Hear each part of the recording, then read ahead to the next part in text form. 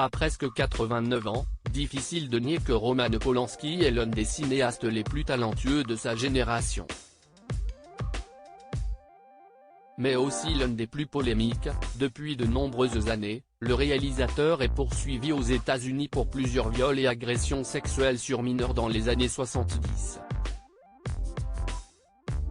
Des accusations graves, qu'il a toujours rejetées, parlant souvent de relations consenties. Jamais retourné outre-Atlantique, où il risquerait d'être emprisonné, le réalisateur vient pourtant d'apprendre une bonne nouvelle de la part de ses avocats américains. En effet, le procureur qui a récupéré l'affaire du viol présumé sur la jeune Samantha, 13 ans, en 1977 vient d'autoriser la justice à lever la confidentialité autour du témoignage de Roger Godson, l'un de ses anciens prédécesseurs.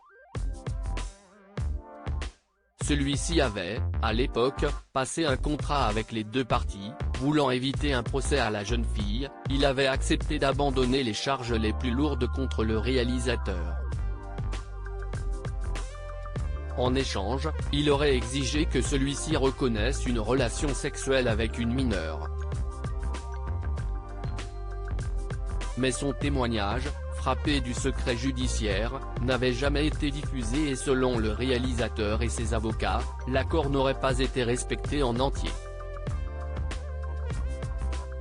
Le procureur en charge de l'affaire actuellement espère sûrement ainsi faire avancer une affaire qui dure depuis près de 45 ans, même si la victime ne veut aujourd'hui plus entendre parler de l'affaire et qu'elle a retiré sa plainte il y a plusieurs années. La justice américaine ne voulait pas, jusqu'à présent, clore l'enquête sans que Roman Polanski ne revienne s'expliquer aux États-Unis, chose qu'il a toujours refusé de faire.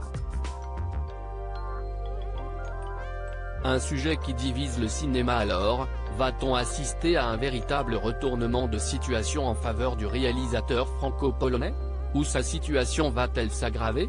La réponse devrait arriver bientôt, mais ne pas entamer la volonté de Roman Polanski de continuer à faire du cinéma. Son prochain film, Palace, arrivera à la fin de l'année.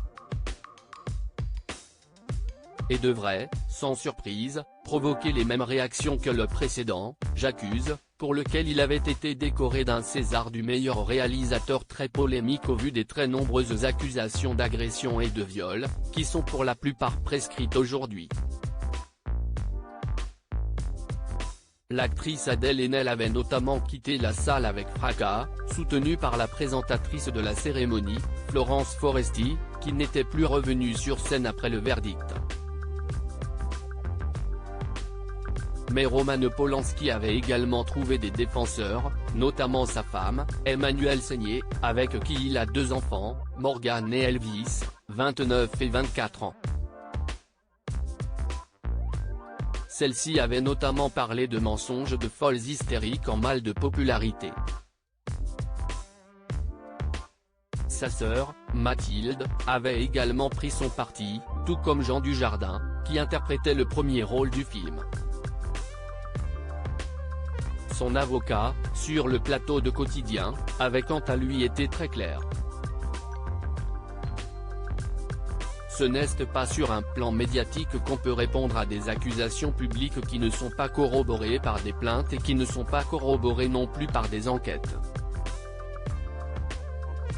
Il n'y a pas la moindre enquête en cours concernant M. Polanski, avait-il déclaré au sujet des accusations de certaines femmes françaises.